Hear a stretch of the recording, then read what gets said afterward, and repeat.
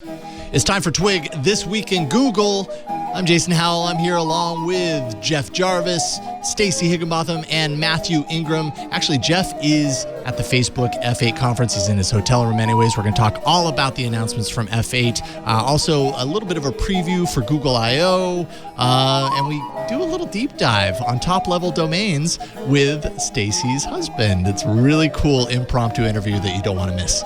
This Week in Google is next. Netcasts you love. From people you trust. This is Twit. Bandwidth for This Week in Google is provided by CacheFly. CacheFly.com. This is Twig, This Week in Google, episode number 455, recorded on Wednesday, May 2nd, 2018. CanuckCanoeCast. This episode of This Week in Google is brought to you by Tres Pontas, freshly roasted gourmet coffee shipped directly to you. Visit trespontas.com/twig and use code TWIG to save 20% off every bag of coffee in your subscription. It's time for Twig This Week in Google. Leo Laporte, of course, still doing his gallivanting thing around the world, literally on the other side of the world, having fun, but he's got to have that kind of that pang at this point because his trip is nearing the end and he's going to have to come back and jump right into work again. So, Leo, I'm sorry about that, but I hope you're having a good time. I'm Jason Howell. I'm happy to be here. My phone is yelling at me, apparently, so I'll have to silence that.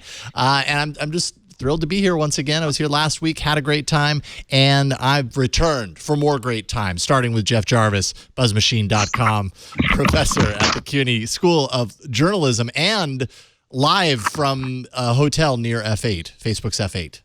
And come back to us, Jeff. Wearing the Oculus Go, obviously. So you already had the Oculus Go. That didn't take long. Was it under the chairs? I was at the partner breakfast yesterday, so they gave it to us early. Oh, lucky you! And you've lived the last 24 hours in Oculus Go land. Not quite. I'd be morphing. But I finally set it up, so it's pretty cool. It's nice. There's no phone to put in. No, it's all one piece. Can you see yourself in that? Or like if I'm looking at you in that, do I see my own face? Because that would be super creepy, but it looks super shiny. Like on the outside, it's super shiny. It's like a mirror. It's not that shiny. Okay. No. It's a mirror to everyone else. I was like, they missed a really big opportunity. Well, actually, no one. Dystopia. I just took off the plastic. No. That'll do it. You're one of those that keeps the plastic on there because you don't want the technology to get all scuffed up. Could you go snorkeling with it? Well, here's the, you know how I wasted. Oh, I'm sorry. Finish your introduction. Okay. Just real quick, Stacey Higginbotham, you were out last week. I'm super happy that you're back this week. Creator of the IoT podcast at iotpodcast.com and Internet of Things newsletter at staceyoniot.com. How you doing, Stacey? I am doing super well. Back from Sweden. Yay. Excellent. How long were you in Sweden? A week. Nice. Did I know that? Where were you in Sweden? Were you in Stockholm?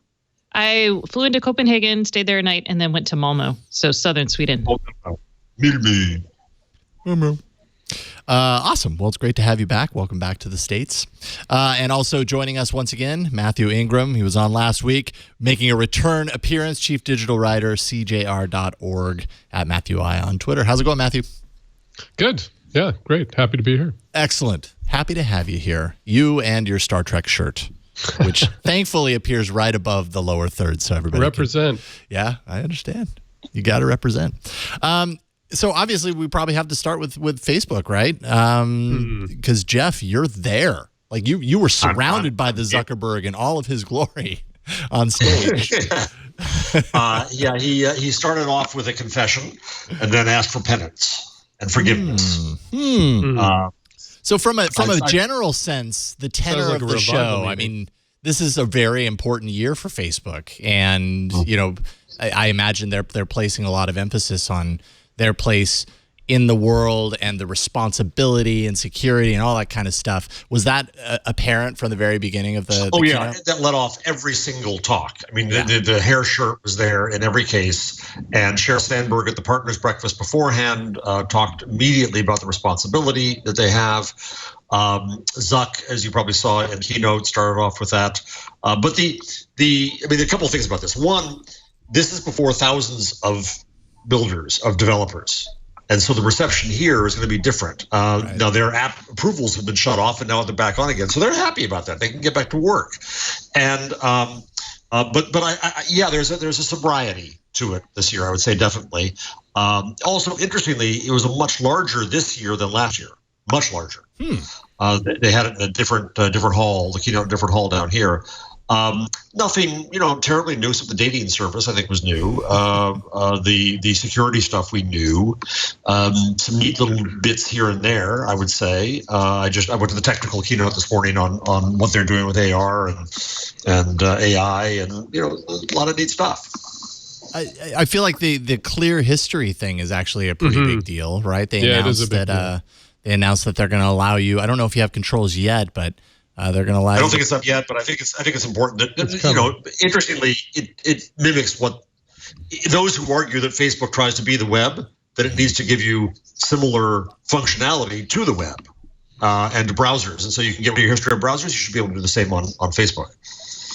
And I think we should point out that Facebook didn't make this kind of change just because Mark came to the conclusion it was a good idea. These are things that Facebook is doing to try and get ahead of the general data protection regulations in the EU. So, and I think the forum in general. And by the way, I should do my caveat here, my disclosure.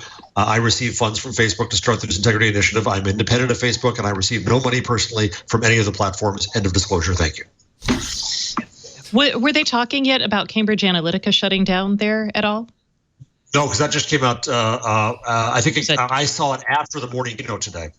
Yeah, Okay. it was just an hour or two ago. Yeah, that was just this morning, Wall Street Journal, NBC News reporting that. So it sounds to me, I just did a little bit of research, but it sounds to me like, so Cambridge was a subsidiary of this large SCL, I think it was called.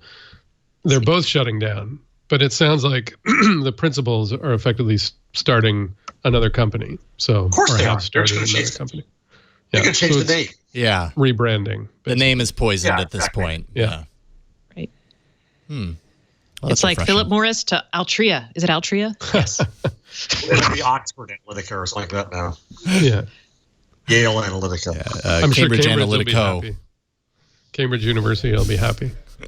Yeah. So are you talking to developers, Jeff, about their plans for monetization and what the kind of looming privacy crisis or the constant privacy crisis right now means for how they're building their stuff? It's a really great question, Stacey, and not so much developers as I am media people. And I talked to a major European publisher who has warned his staff that they could lose 30% of their business when GDPR comes in. Wow. And so you've got journalists who are saying, "Oh yeah, GDPR, wonderful," and he said, "Watch it.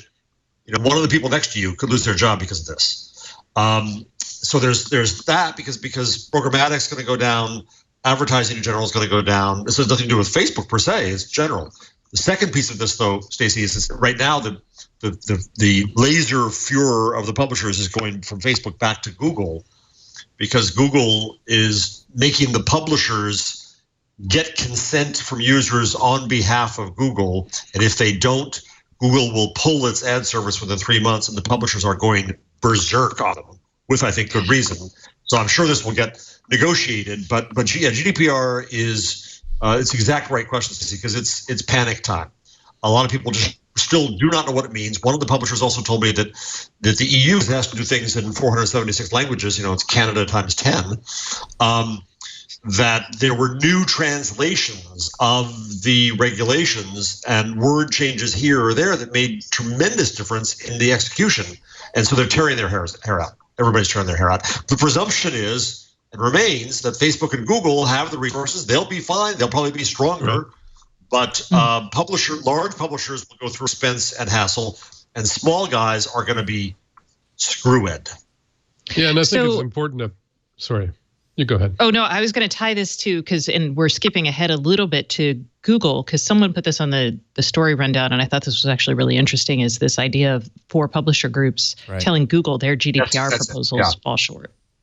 Yeah, so that's I was curious why. Yeah. Okay. That's because that's what it is. It's because who gets the permission for what? Right.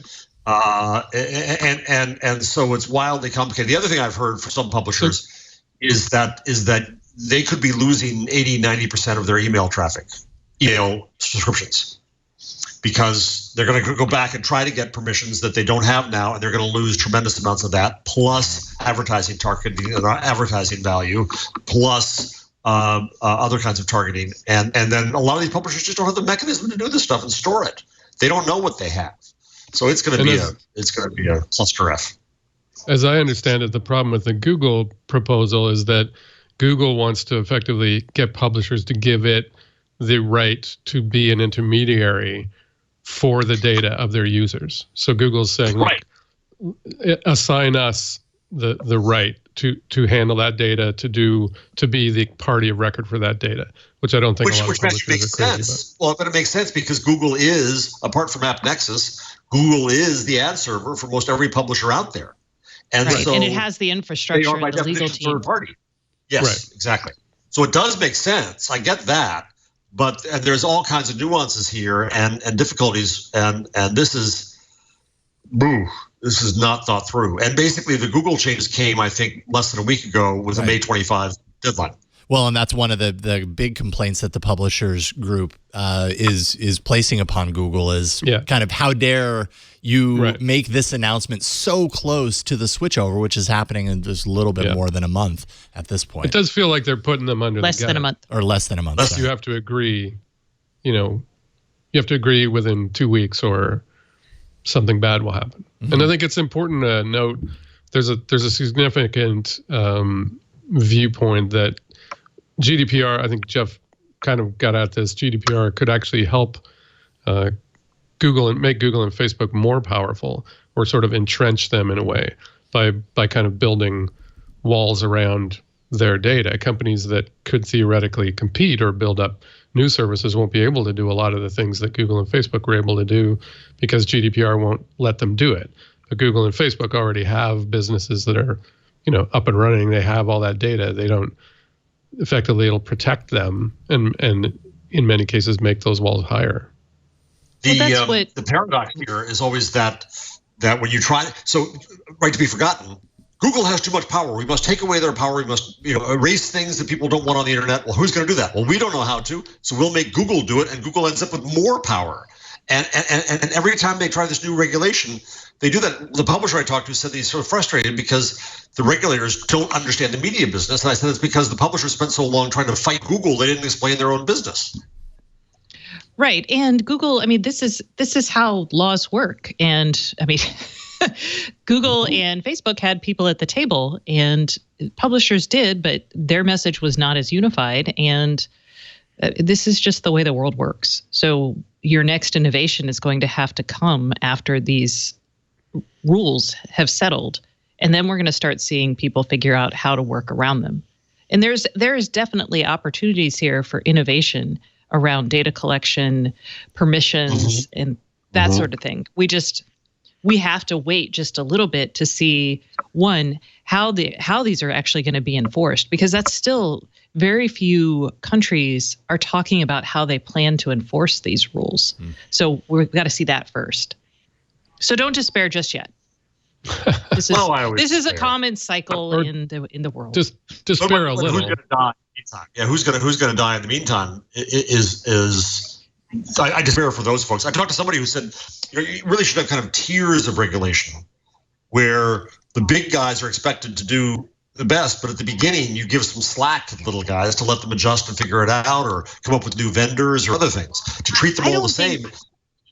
I don't think we're going to see the EU come after the tiny guys. I really don't.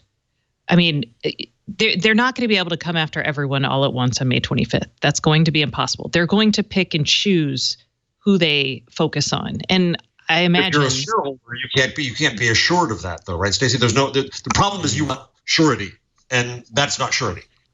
I don't think any business today who can't adapt and expect surety, they're crazy. It makes me Touché. sad. I would love that, but I don't think that's a reasonable thing to expect today, especially with how fast.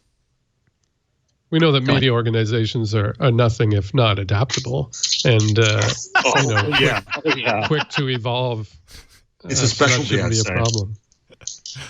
And by the way, as far as Cambridge Analytica is concerned, the new name, as far as I can tell, is Emir Data or Emir Data.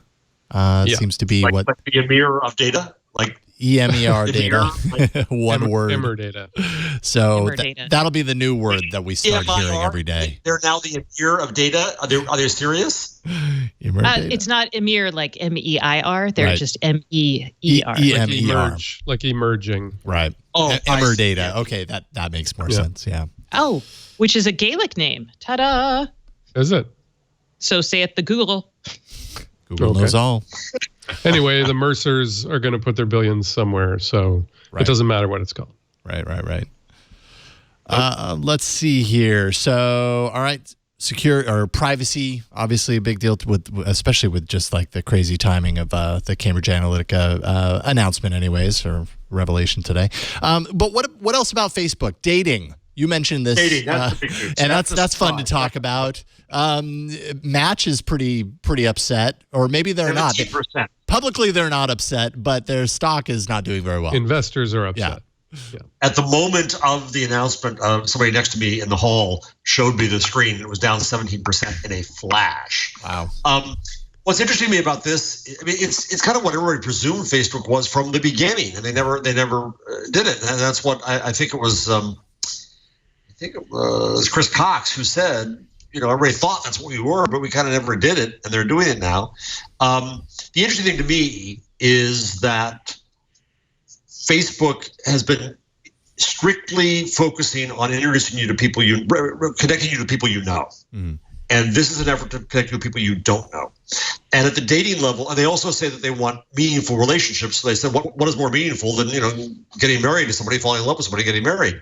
And they said, this is not for hooking up. This is for relationships. But that idea of connecting you to people you don't know, I've said on the show many, many times that what I hope for Facebook is it starts to make strangers less strange. If this is the start of a new expertise in an area that's fairly safe and well trod, I think it's interesting. Now, of course, on the internet, everybody's, oh my God, privacy, Facebook. The world knows how to do dating, I think, in lots of ways and newspapers used to do it for years, where I don't think privacy is trod upon. They're thinking this through where your friends will not see your profile. Only people you allow to see your profile will see your profile. The transaction is obvious. I think this function is obvious. And plus they can tie it into things like groups and interests, and it becomes a lot richer. Now that presumes that interests are the right way to find somebody. It could be that, because right now, how in my day, how did you do it? We happen to like the same bar, So what are the commonalities that will bring people together for a meaningful relationship? And are they on Facebook? Really interesting to me. I wonder if this. I wonder if Steve. this increases the filter bubble in a sense. Like, dating is one area where and it's been a long time since I've dated, so let's say that. None of us can play with this. I know. I'm like, I could, but I think my husband would be upset. So Yeah. it's an idea where you actually you meet someone without knowing all that much about them, and then you go in and you encounter these bumps in the road where you're like, oh my God, this person voted for Trump. Could I really date someone who voted for Trump? But that presumably wouldn't happen on Facebook, but it's kind of a fun, that's kind of the interesting part about dating, or right, the human part about dating. Is whether you find other interests that tie you together. I think that's the secret to civility is going to be when we get off the Trump v. Clinton world and start to say, oh, we both like surfing, and we like literature, we like other things, and find other commonalities. That's potential. By the way, so this is going to be image free for security at the start. At some point, you obviously connect and meet each other and see each other. But at the first, this is not about doing the origins of Facebook and the lookbook of I wonder if they'll get guys. Not Tinder. That's an interest. Like, I can imagine women being like hot diggity. So I guess guys will go where the women are, but that's an intriguing option. It's really interesting, isn't it? So you'll have a profile, right? but you can put whatever you want in your profile. You can put your cartoon avatar in there, your Oculus avatar. Who knows? But you won't be sending back porny pictures or anything. You'll be talking. Okay, people will still send back porny pictures. Sure, Eventually. I'm There's married. going to be ASCII. There's going to be ASCII porn. I mean, there was in the text days. Someone will just highly realistic ASCII porn. Right. Yeah. But I have to say, I don't really see this as having a chance in hell of succeeding. I think this is going to be one of those things that 6 months from now, Facebook is going to shut it down, and it'll die without a ripple. I just don't see. This is a company that everyone is talking about privacy and their data. So now they're going to everyone, Matthew, everyone, or just us in media? Everyone. No, everyone. Lots of I have people I normal talk people. to mention it. Normal people, civilians, and so now they're going to think, you know what I should do? I should give Facebook a lot of dating information, and my sexual proclivities or something or whatever. Is this information that people are going to want to share with Facebook? I don't think so. Plus, Match.com and those things are perfectly successful. What I'm niche is intrigued by Facebook putting serving? sexual proclivities on your dating profile, Matthew. That seems real forward. Yeah. As a user, how much of creating that profile that exists outside of your friend's profile, like, do you build that from the ground up? Yeah, you build that yourself. Yeah, that's the thing. That's what you're doing. And of course, there's a big age problem here, is because when I was young and single, the only thing you could do then was personals ads in the New York Review of Books if you were snotty and intellectual, right? And there was no such structure. And young people today, I mean, couple after couple, how'd you meet? Online.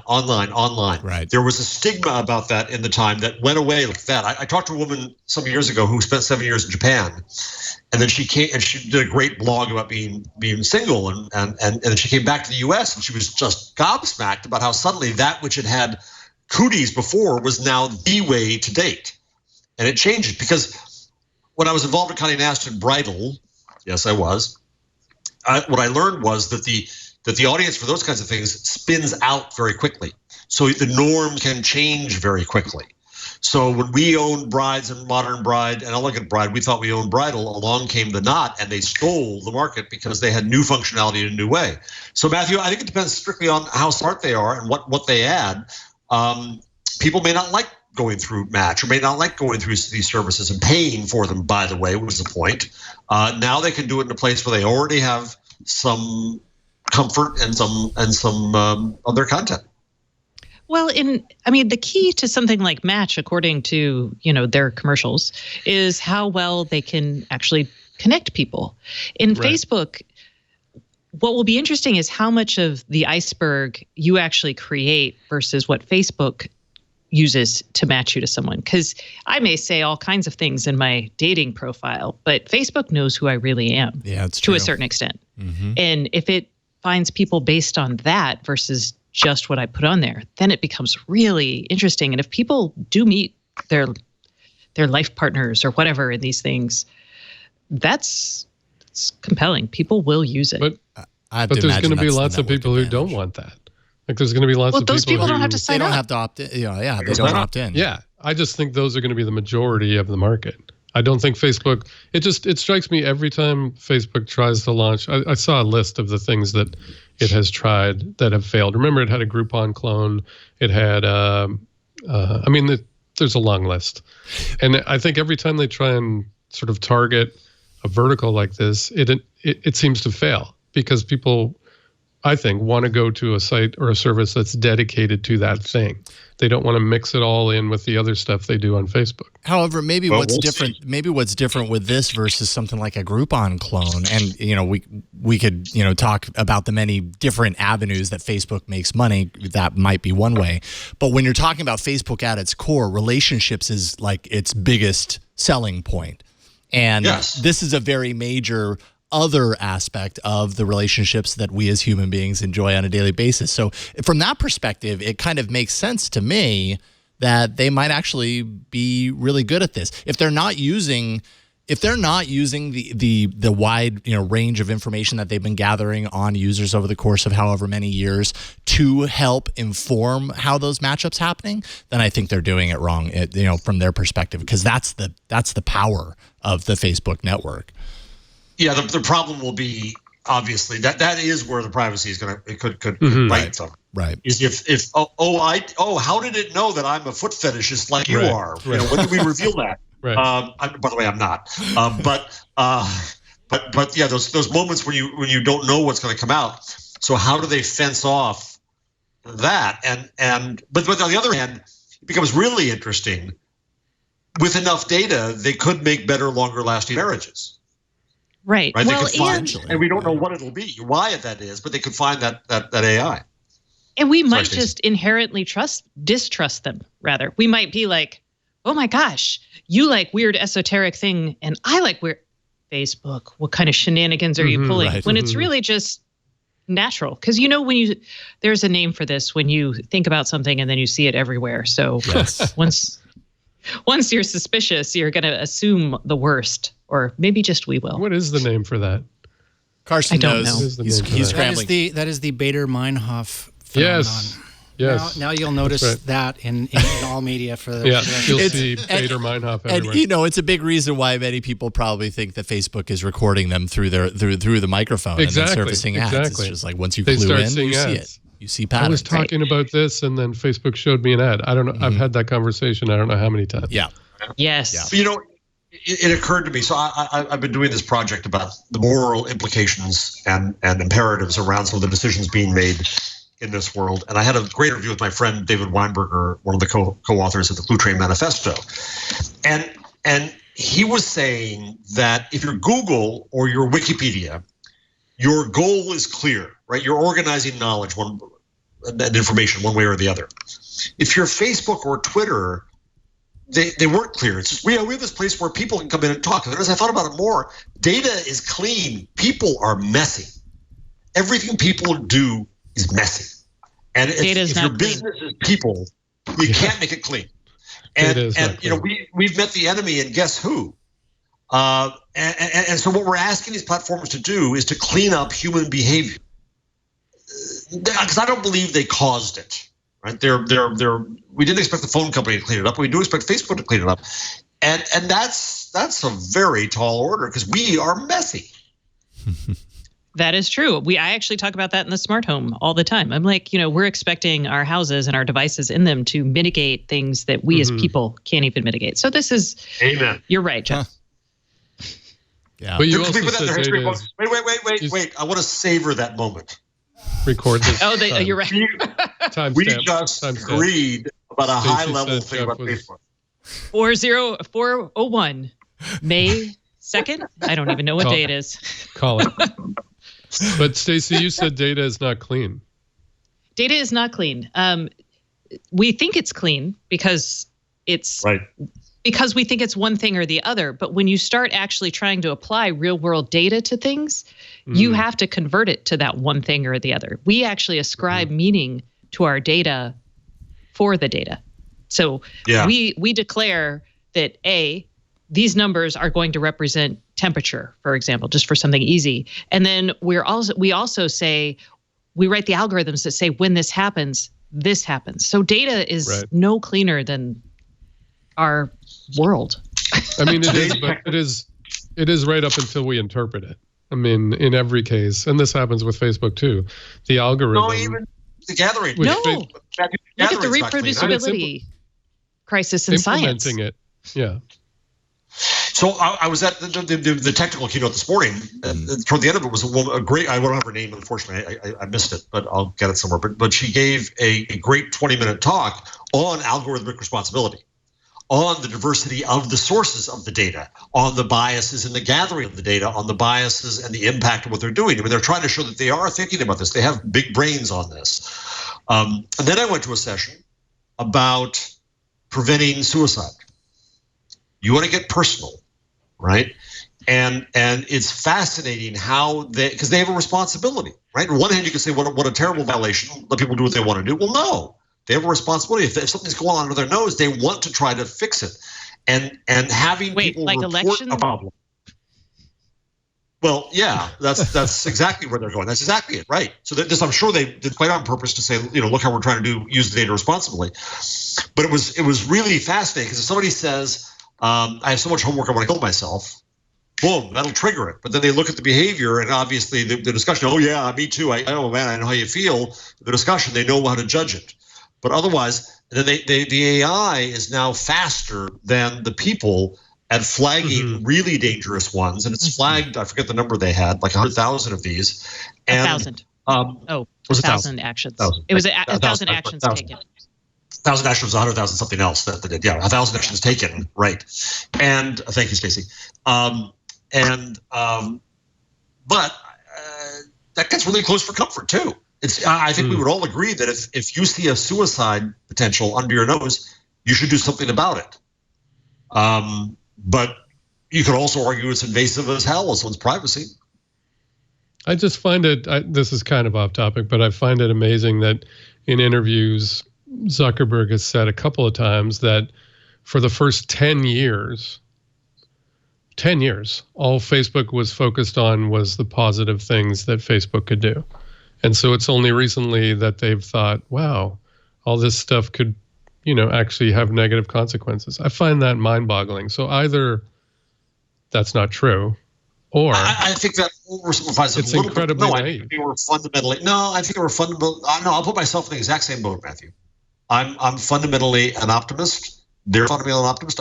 Ev Williams said it too at South by Southwest, which we quoted on the show before, where he said we didn't see the extent of the bad behavior. And the bad behavior does not come from all of mankind. I don't think that's true at all. I think they did see it, and they chose not to pay attention to it. Well, here's this. I'm going to say it's a little bit more nefarious in the sense that I think they honestly didn't see it and didn't pay, or they saw it, they didn't pay attention to it because of, and I'll say it, their positions of privilege. As a woman looking at a lot of tech services, I have always brought up the fact that, I had a stalker in college. This would be a freaking dream for him. And no one ever pays attention to it because the people building this stuff, they don't come from that place. Yeah, no, you're right. I agree. You're totally right. And let's face it, they were also focused on growth, right? And the way to grow is to just get more people on the platform. And if they're bots or trolls that's engagement. Well, here's another thing, Matthew, and they will never say this at Facebook again. After Zuckerberg said it and got smashed, he might have been right in his first response to the election when he said, listen, the amount of fake news stuff was very small and couldn't have had an impact on the election. I think that may very well be true. The actual impact and actual harm, we don't know. We don't have good research. And what we're saying to them as a society is, well, whatever it is, it's over our tolerance and do something about it. And fine. But the actual impact, when they saw how much bad stuff was happening or how many Russian ads at first or that kind of stuff, in the scale that they have, they didn't think it was necessary to do it. Here's the number that blew me away from, the one thing that blew me away from all of F8 was when Zuckerberg said yesterday that they kill, and he used a singular, and today they used a plural of this, but he said 1 million fake accounts a day. 1 million fake accounts a day they catch and kill. The scale of that is just mind-blowing. So somebody said in the Q&A session, well, when I find a fake account, I want to report it to you. And they said, fine, please do, but that doesn't help at our scale. Yeah, I mean, the scale of Facebook is impossible to sort of comprehend to begin with. I mean, if Zuckerberg says fake news is like 1%, that's 1% of 800 billion pieces of content that are uploaded every day, or 2 billion users. I mean, it's impossible to comprehend the scale that Facebook exists at, I think. And so maybe it's unfair to expect them to manage that in a way that you would if it was a lot smaller. But that's still, it's their job, that's their business. They're supposed to be doing it. It's not, I didn't make Mark Zuckerberg create this giant entity. It's his problem. Well, no, hold on. Part of it is, absolutely. But all of society's problems, I think the problem here is that there's this presumption that society was just fine before they came along. They screwed it up, and they got to fix all of that, right? And you heard the discussions we had in Perugia, Matthew, where I had 2 sessions where I asked people, okay, let's acknowledge the problems. Now, what do we want them to do about it? And the answers were 180 degrees. And so So we rarely have that discussion about actual solutions, expectations. And Jay Rosen is the one who said to me, we've not had this conversation. We don't have the terms of this conversation. There's presumption that they're all screwed up and they've got to do something. But we haven't. Show me the law, show me the regulation that defines exactly what they screwed up, so we can define exactly what they've got to fix and how. Well, we have to have that conversation. I'm not saying, that it's not there. I agree. But because we haven't had that conversation. Because it's on Facebook is unlike anything that ever existed before. We don't have any terms on which to discuss it or to describe it. There's never been an entity that had that kind of power before. And I think that I forget who it was. Books could do that too. Yes. Right, but I forget who it was. I wish I could remember who used this analogy, but I said I was going to steal it. They said that I think it might have been Jonathan Albright actually, who said that Facebook or social media, or whether it was the election or the filter bubbles, it didn't create these problems. It's what he called an accelerant. So social media effectively pours fuel on existing human behaviors and human nature, and it metastasizes those. They grow faster and broader than they ever could have before. That's not. I'm not saying that's their fault. I'm just saying people raised $250,000 for the hero of the Waffle House. Wasn't possible before. Right. People saved other people from suicide. Facebook started a whole structure for donating blood because they saw the necessity of it, wanted to help. The dystopia of saying that society is all screwed up is really not about Facebook at all. It's what you're saying is about us messy humans. And that's where I am more optimistic. And I don't think the dystopic view or the utopian view the truth obviously is somewhere in the middle. The internet, social media, the web effectively enable all the good aspects of human nature and all the bad aspects of human nature. Data is not clean. Humans are messy. This is all going to be on the exam. This is all going to be on the exam. Philosophy 101. All right, I've got those bulleted on my sheet. Wow, good discussion there, you guys. What about? I feel like there was like a whole laundry list of announcements from Facebook. We probably don't need to go into all of them. That's at the top of the list. What we were just talking about. What are some of the other things that really quickly? I think group calling comes to more of their platforms. The AI enabled AR stuff comes to more of the platforms. They're just expanding this stuff now. They're proud of WhatsApp. I think one thing that we in America have a huge blind spot about is the use of WhatsApp elsewhere in the world. Mm-hmm. And as the largest encrypted network out there, where bad things, by the way, are happening. Where in Colombia and India and other countries, hate's being spread there, and it's an issue, but also safety is possible there. But anyway, fun is now there too, because you can put a mustache on somebody's face. Finally. Couldn't do that before? Now that's progress. That was a great line from Zuckerberg, where he put some pictures on his face. And he said, "My daughter loves seeing this. Oh look, Dada is a bunny. Dada is an ogre. And it's just like reading about him in the press." I actually liked it when he introduced the watch feature, you can watch something with somebody, and he said, "Let's say your friend is testifying before Congress, and you want to watch them together." Nice. What about this 3D stuff? I didn't catch this in the presentation, but loves 3D. Yeah, no kidding. Turning your feed into 3D, but taking still photographs and obviously applying the machine learning, the neural networks to it, and then 3D-ifying them in your feed. That kind of looks pretty cool. Right, from the it's demo. meant for this. Yeah, right? It's in the tech keynote. They showed how they just take multiple images from two cameras and then just use that to create a different kind of image. And then when you're going to view in a more immersive state, you get a different view of it. I think this two camera stuff, because we talked about it in the show before, with phones starting to have two cameras and the stereoscopic possibilities of that, I think we're going to see a lot more 3D photography created through AI. So I think this is This is an effort to make the $2 billion or so that it spent on Oculus pay off, because the biggest issue for a 3D is well, there's several. There's a lot that they've got to do. They've got to create the devices that are capable of viewing it, and then they've got to create stuff that's worth viewing. So being able to jumpstart one side of that market so they can get the other one makes sense. Because Facebook is very, like, Mark Zuckerberg seems to sincerely believe in VR. I don't meet a lot of people who sincerely believe in VR. So I think this is just another example to try to push that, and more power to them. Remember when Bill Gates loved pen computing? Remember when the future was going to be pen computing? Yeah. I mean, that's exactly what this feels like. Like, all right, keep going, man. Just do it. Or maybe he cares about VR because he spent $2 billion on Oculus, and he kind of has to care until they figure out a way that they don't need to care anymore. Or he could be incredibly forward thinking. In 5-10 years from now, VR actually is a big deal because the technology is advanced and they were there first. I remember the iPhone.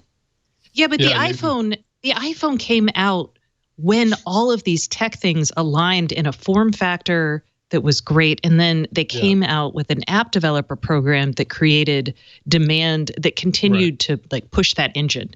VR. It was all of those things together. Yeah. The tech isn't even ready for VR. I mean, this is. So, Stacey, they showed this morning, you're right. You're absolutely right. And that's the way they position it. They say, here are the milestones we need, and they're huge, and they're going to take a lot of time. So they showed the hardware, Stacey, where because you're in I guess it's 10 feet radius of focal length, and you want to look, you got your hands, you're going to look at something up close, it's out of focal. They're showing actually physically moving the screen in the viewer as you do that, as you look up at something, right? Wacky stuff, but because you're right, Stacey. They know how far away this is from usable, and I would agree with you. I'm getting vertigo just listening to you describe it. I know. I'm like, oh my God. I hate VR. I never feel safe.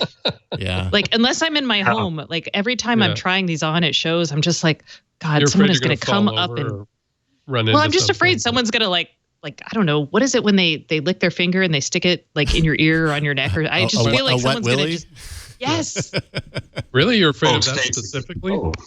I just hate the idea of someone coming up and being in my personal space without me being aware of them. It's like anathema to everything I've been taught. My problem is every VR thing I've ever tried has made me physically ill. So unless they can figure out some way that, it won't, I guess it's just a problem I have. Lots of other people seem to think it's great, but I'm much more interested in augmented reality. I'd much rather have data popping up as I'm looking at things or sort of entering reality with me. I don't necessarily want to go into a whole separate environment. Yeah. Me too. I'm a VR optimist, even though what I've seen, little bits and pieces, I'm like, oh, that was really cool, but it never lives up to like my dream. My hopes, from as far back as watching Lawnmower Man back when I was younger, that like set the stage for me for this like immersive world that you could kind of go to and lose yourself in. And we're kind of there with VR, but it still feels like early days. I still totally believe that we will get there someday, and that we're very early on at this point. I don't know how important it's going to be, but it'll be cool when we get there. People will still, companies will still be developing it and figuring out how to make it immersive, because that's a big wall to break down. It's a big barrier, to move from this like flat surface to an immersive environment. I don't think look at the early days of photography, or how horrible everything was and how long it took. And I'm sure lots of people thought this photography stuff is dumb. Like everything real. Looks stupid. It takes hours to take a photograph. No one smiles, because it takes too long. One thing I forgot about this. So when I did try it out for briefly this morning for the show, because I do everything for the show, the business model really struck me. I forgot this. So this is only $200, $199, all inclusive. That's fine, right? Well, you want to use this or that. Like the first software purchase you might want to use is $40.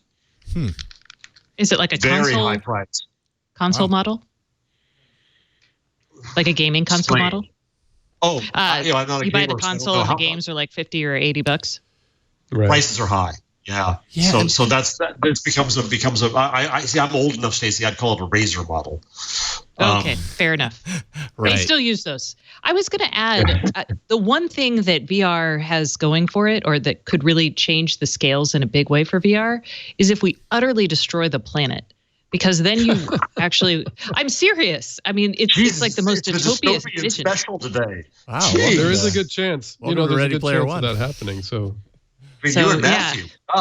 yeah, Ready Player One. There you go. That's you got the at least an element of the plot point right there. I don't think that's a spoiler, anyways.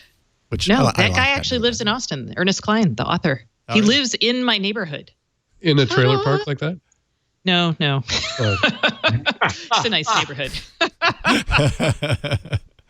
I'm curious to check out Oculus Go. I didn't realize it was based on Android. It's running Android Nougat underneath. So, which makes me wonder, like, when you're pricing, it's like this sliding scale between what we've had with Daydream VR, which is totally mobile VR. This is a step up because you don't need the phone to slide into it. It's all standalone. Right. Google's also working on a standalone VR, but it's not quite premium like a full-blown Oculus Rift. There's no room tracking. It's all in the goggles, meant to be sat down while doing the experience and everything. And I just don't I don't know if that's worth it. Is that worth $200? I guess we'll find out. I guess, Jeff, you'll find out, and you'll let us all know. Let us know. I'd say that it's the right question. I mean, is VR part of what we're saying in the show is VR worth anything? And to a great extent, am I going to go out of my way to get VR? No. Yeah, right. We're geek people, so we do this. But man, I saw plenty of people lined up for the demos, but they're geeks. Sure. The phone is a limiter. It is a clumsy thing to get the damn thing going and get it in there, and then it goes off and it does this and does that. Having it all in one is a necessity. Yeah. The phone was a step toward this. I think this is where this goes now. And so if you want VR, I think you'll buy a contained unit. Mm-hmm. I think that makes sense. And I think it might be. Go on. I keep saying this, but I think there's going to be a lot of people who are interested in VR for specific purposes, whether it's education or medical or, let's say you're housebound because you're a quadriplegic VR, really good VR could be something incredibly liberating. Good 3D could be incredibly liberating. So it might not necessarily be a mass thing where everybody you see is wearing an Oculus or a Magic Leap or whatever, but it could certainly find markets, I think, where it's applicable. Mm-hmm. Oh, yeah. I talked to somebody who's at Johns Hopkins, the hospital. They're at he's a innovation guy. So they actually created a program where while people are doing chemotherapy, which takes a while, or dialysis, they put VR goggles on them, and then they send volunteers out to like the Washington Monument, and they video and they go places on behalf of the person who's stuck in the chair. Yeah, that's a great idea. I would actually pay money for that. Like if you were stuck in a situation like that, that'd be a huge, something that would change your life in a way. Seeing, let's say you're bedridden, you could walk around Rome virtually, or you could walk around Paris virtually. That'd be a massive, improvement in your life. So, yeah. Interesting stuff. Facebook F8, any final thoughts before we venture into Google news? We're about halfway through, so we probably should get to some Google news. I thought it was interesting. We didn't mention this, but I thought it was interesting that Jan, I can't remember his last name, who started WhatsApp, has left. Oh, yeah. Oh, yeah. Right. I did too. I was hoping to get Jeff's opinion on that. Was it Kuhn? Zuck acknowledged it. No, Jan LeCun was their AI dude. He's gone too. Oh, okay. The WhatsApp founder. What is his name? I'm looking for it. Jan Koum. Yeah, Kuhn. Oh, yeah. It is. Okay. And if he leaves now versus hanging on a little bit longer, he's given up $1 billion. He's given up $1 billion, which says something. But he's got a bunch more. I suppose so. But it was interesting that what's the reason $1 billion? he gave. I know. Yeah, what's $1 billion? The reason he gave was that Facebook is going to start using WhatsApp data, basically blending data, which he understood was not going to happen, and so he felt how that this. Can they, when it's encrypted. That's what I don't understand. If they brag constantly, the Facebook, the WhatsApp is end-to-end encrypted. So your messages there's no are, data. but can you pull? Your messages are, but not your profile data. Well, your profile data, and what about your phone, like location data, that sort of thing associated? Yeah, I mean, that's not encrypted. I don't know what's encrypted. So, like, knowing that I'm using WhatsApp would be in where I am would be very interesting, especially to authorities. It was a big enough deal for Jan to give up $1 billion. To leave Facebook. And all Zuckerberg said was, thanks for your service. We'll see you later. Don't let the door hit you on the way out. Yeah. Don't let the Facebook door hit you on the way out. We will let's take a break. Then we'll come back and we'll check in on some of the top Google news from the week. We got Google I/O literally right around the corner, so we can kind of talk about what we think we're going to see there and everything. But before we do that, let's thank the sponsor of this episode. I've been drinking the coffee that is the sponsor of this episode, Tres Pontas. I've been drinking their coffee for a while. My mornings have never been as amazing as they are with Tres Pontas. It is such good coffee. We're brewing it every morning. I have a new ritual right now, by the way, where I wake up at 5:30 every single morning. My alarm goes off at 5:30. I get up, I meditate. While I'm meditating, my coffee's brewing. When I'm done, it's the first thing that I do afterwards, and my morning starts off right. It's pretty awesome. You've heard of single origin coffee, but Tres Pontas takes it to another level. Their coffee comes from a single family farm, the Reis family coffee farm. It's located near the town of Tres Pontas in Brazil. The Tres Pontas mountain range is famous for growing some of the best coffee beans in the world. For over 100 years and 3 generations, the Reis family has been growing some of the best premium gourmet coffee in Brazil. And this is the first time that they've ever exported their coffee to the U.S. The coffee beans are roasted to order. They're shipped out immediately. Every bag of beans has the roasted date printed so you know that your coffee is fresh. And you can see it right down on the bottom of this package right here. You can see it was specially roasted for us on April 11th, 2018. That's printed on the bag so you know what you're getting. You can learn more about where your coffee originated if you use a QR scanning app here. I'll try and do this on the stream without reflection. I scan the QR code. Come on, grab it. You got it. Grab it. My scanner's not working apparently. Let me try this again. It's the scanner, to be honest. There's a million of these. There we go. And it's going to pull it up on Google Maps and show you exactly where this coffee came from. Isn't that awesome? It launches a Google Earth satellite image of the exact farm where this coffee was born, where this coffee was brought to life. And you've got the awesome coffee inside.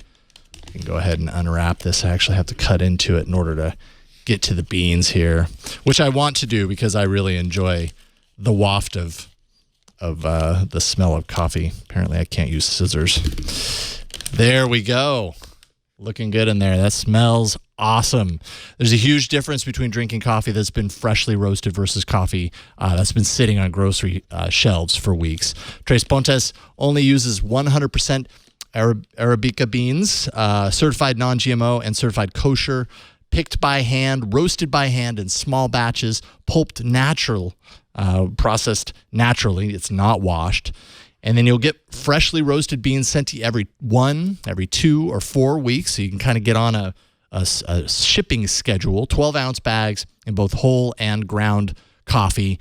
Personally, you probably want to get whole and then ground it yourself. That's how you keep it as fresh as possible. Light, medium, dark, and French roast, and free shipping in the U.S. I've been drinking it throughout the course of this show, and it's just great coffee. You got to check it out. Sign up for a subscription. You can save 10% off every bag of coffee. Our listeners here on This Week in Google get an extra 10% off when you visit trespontas.com/twig and use the code TWIG, T-W-I-G. This means you get a total of 20% off every bag of coffee in your subscription. And don't forget about Mom. This is actually a perfect Mother's Day gift. Mother's Day is right around the corner, a couple of weeks away. Freshly roasted coffee subscription makes a great gift for Mother's Day. Send her the gift of coffee. I think she'd probably appreciate that. You can also order on Amazon, but you'll only get the 20% of every bag off every bag of coffee in your subscription when you visit trespontas.com/twig and use the code TWIG. And we thank Tres Pontas for their support, and I thank them for waking me up every single morning. It's really great, and you should check it out. All right, Google news. We are almost Google I/O Eve. It starts a little bit earlier this year. Instead of starting on a Wednesday, it starts next Tuesday morning with a keynote. And I don't know, it's right around the corner. Of those of us on this show, who will be roaming the fields of Shoreline Amphitheater? 50%. Can't hear you. Do you have them muted? That's right. We had you muted. Sorry about that. Oh, okay. Not me. No. Okay. Yes. I'll be roaming the fields of Microsoft Build at the Seattle Convention Center. Right, because there's kind of a big keynote collision going on. Yes. So, Jason, you know whether you and I can join into the afternoon twit from there? That's a good question. I think Twig, is it shifting? We're going to do it on Tuesday. I mean, Twig. I thought we're going to shift to Tuesday. We Can we do it from? Can we do it from? Yes, Karsten is yelling at me. Yes. So. Oh, good. Yes. Good. Yeah, you should tell everybody who's watching the show now when we're actually going to have it, because I'm curious too. Yeah, so we're having that on Tuesday. I should have prepared this because I'm not remembering it off the top of my head. Do you have sometime after the keynote? There we go. Karsten says Tuesday at 11:30. Thank you, Karsten. 11:30 a.m. Pacific. What? Wait. They won't be done that early. The keynote is when the keynote's the show. Oh, I see. Immediately following the keynote, or as soon as we can get our act together after the keynote. Okay. Whichever is earlier. Right. Yeah, because the keynote starts at like 9 or something like that morning. It's going to extend as long as it does. We are going to have live coverage on the Twit network of the keynote. Stacey, you're going to be there for that? No, I am at Build. Okay, I'm going to be interviewing. I'm actually interviewing the creator of the Misty 2 personal robot. Woo! Oh, nice. I'm excited. That launched today. I have not heard about the Misty 2. You will. You need to look into It's way better than Misty 1. It's the Electric Boogaloo sequel. So Google I/O, we're definitely going to hear about Android P, the next version. We've got the developer preview 1 out. I'm still using it, and I have to say, I mean, I'm using it on my daily phone. You know, it's my Pixel 2 XL, no backup, and I've really encountered very few issues since they launched this developer preview. So it can only go up from here. And we'll hear more about that. We've got anything particularly good in it. In what we have right now, I mean, kind of the design touches are kind of nice. You got the little breakout volume, which I actually use a lot when I'm connected to Bluetooth. It like breaks out, and I can jump right into a Bluetooth connection. Sorry, let me move my coffee. But yeah, I mean, just in general, I'm enjoying it. Some of the stuff that they do in navigation, in the notifications, kind of grouping things is kind of nice. You've got a lot of the different design touches, different changes that make it almost look a little like third-party launcher stuff. But yeah, so far so good. Material design?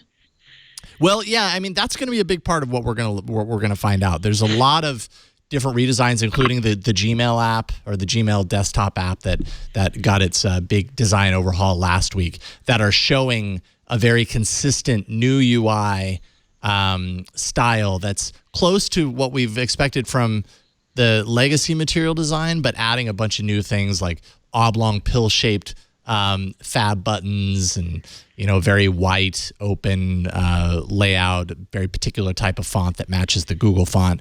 Things like that. So I have a feeling we're going to see a lot, and also an explanation around what material design the sequel is, and and kind of how developers can use that. So can I ask you a public service question, Sure. Jason Howell? Sure. How do I get the new Gmail design on my Google Apps account? Google beg.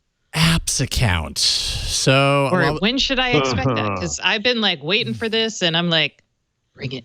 do you go into the setting? I don't know because I haven't tried it on my apps account, but can you go into Gmail and there's the little gear setting? If you go in there, that if you have the ability to switch to it right now, there should be a try the new layout or the new UI. Yeah, not on apps. And Slowly I turn. From what I understand, it was either Tasks or it was Gmail, but from what I understand, they made this available to apps users. It's just that the administrator needs to allow for it prior to you getting access to it. I am the administrator. Okay, then it might be tasks and not Gmail. No, Stacey. No. It's the problem I go through with Chrome OS. Don't tell me that this is the same problem. I refuse to hear it, Jeff. I will get off apps. I'm gonna and bet, find. Stacey. I need another corporate. I'm gonna bet. It's the same problem. Administrator rights. Okay, I'm just gonna give up. I'm giving up on Google Apps. I really am. I'm sick of this. I want my email from work to work with all of my Google stuff, and it doesn't. Newman. Google. It doesn't feel like a lot to ask. Yeah. Well, and it Yeah, keeps it's not happening. a lot to ask. I'm sure it's on someone's to-do list, to fix. What is Please, Jeff doing? Google. What happened, Jeff? Did you just go portrait?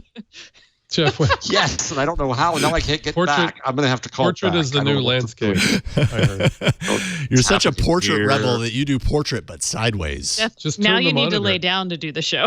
That's fine. Can you rotate the monitor? All right, Jeff, you can go ahead and give us a call back. Maybe that'll fix the problem. Okay, we'll do. Some of the other things, apparently, assistant slices, which is a way to kind of bring app functions into notifications, similar to like smart replies. You know how those have started to appear in notifications. And I can't remember if that's an Android P thing or if that's also on earlier versions, but slices would bring other functionality from apps into there so that you don't have to go into the app and, waste all that valuable time of yours doing that. So I just noticed something else. So I just first the reason I went sideways is because I was signing into my other account and it was asking me to verify, and I'm on my tablet, so it was doing an Android thing. Right. Sorry. So I'm in my Gmail account on Inbox. Mm-hmm. It has And I can lost use it. the switch. It's lost the switch to Gmail button. It ain't there. Where do you find that? I feel like I went It's on digging the left for this. column. Yeah, I feel like I went digging one time for that, and I was able to find it. Oh, but There's- I can just go gmail.com. So, go. Okay, inbox side, left side panel. Go to the bottom. There's a settings button. Click that, and then go into other, and you will probably find redirect Gmail to inbox.google.com checked. Uncheck that. First, I have a wizard with a sword and a bucket in front of me. I had to figure out how to get through. Sorry. Oh, lucky you! You found the Where wizard. the dragon? Where the dragon? I've been looking for the wizard for so long, and you just happened upon the wizard. Yeah, so Stacey, I can't get to on my apps account. I can't get to it either, and God knows how we're going to get to it. Oh, well, that's disappointing. But you know what, Stacey? It's just telling you should use Inbox. Okay, well, no, Yeah. I'm going to go Just back use to my Inbox. admin console and see if I can do it, because I've got it on my personal thing, and I love the calendar feature. Yeah, I know having y'all the probably embedded talked about this calendar. last week, but I'm just like, Embedded 'cause calendar in there is nice. I agree. it makes it more like Outlook of like 10 years ago, which was like the definitively awesome professional email program. Come at me, guys. Come at me. I will not lie. It was amazing. All right. That's it. Well, I hope that you are able to get access. Disagree. To the new Gmail. Although in my week of using both of them, like I'm basically just using Inbox still. Like it's hard for me to switch over to Gmail, even with all the changes. It's nice, but it's just I'm so used to Inbox. Apparently, we're going to see, I'm guessing, smart displays. We've been hearing about these for a little while. I can't wait to buy it. Yeah. I am ready to shell out money for one of these. That is what I have to tell you guys. After CES, seeing it's like the Amazon Smart Echo screen. Show Yeah. or your Oh, Google yeah. Home.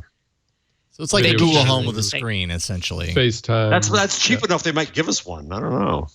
They're like two. I think the Lenovo had a bit. The big one was 200, I think, and the smaller one was 150.